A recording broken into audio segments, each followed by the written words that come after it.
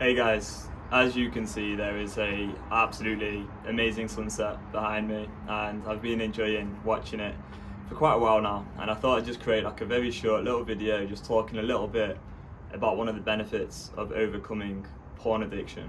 I think one of the best things for me has been seeing the outside world in a very different way. I think there's something there, I don't know what it is, but when you're in the addiction it can be so easy to just always be on that path of like pleasure, and all you really want to do is just get out of that discomfort of withdrawal, which ends up with you consuming a lot of content. And what can happen is your intentions can be, I want to overcome this problem, I want to just do whatever I can to quit, and then that day comes where no matter what you do, no matter how hard you try, you end up back in it, you end up relapsing, and you just feel so frustrated with yourself, angry, annoyed, and ashamed. And what I just want to really get across here is one of the best things you can do for yourself is start to understand the way that you think. And if you go a little bit deeper into your own thought patterns, what you'll start to do is realize that the way in which you've been thinking about this problem hasn't been serving you. So if you've been removing triggers, well, the thought pattern there is, if I get triggered, then I'm going to relapse. And that thought pattern is based in helplessness. If you've been thinking to yourself, I need blockers, otherwise I'm going to get out of control and relapse, again, you're basically conditioning yourself to believe that you're helpless in the face of compulsive desire.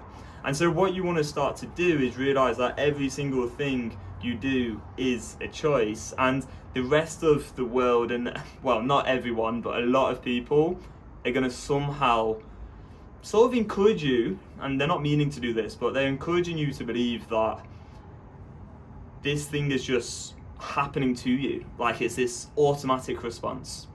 You just happen to slip up, and language is very powerful. And so what I'd really suggest you do is start to consider the language you're using, the way you're thinking about this problem a lot more.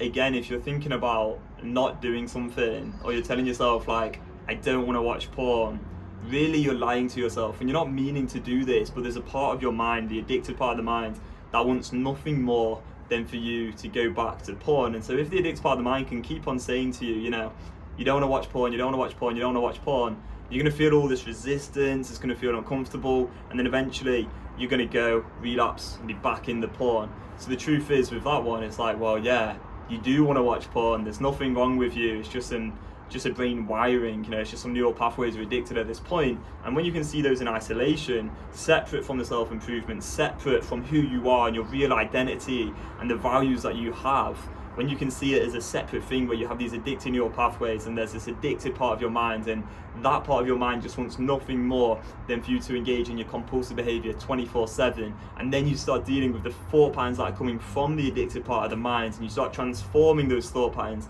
You start to go, no, I never slip up, everything I do is a choice, it's within my control.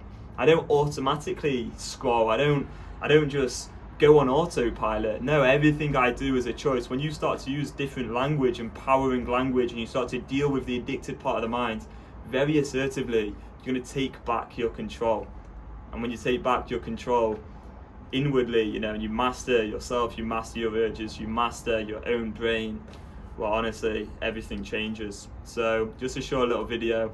I felt inspired by the beauty around me to create a little video.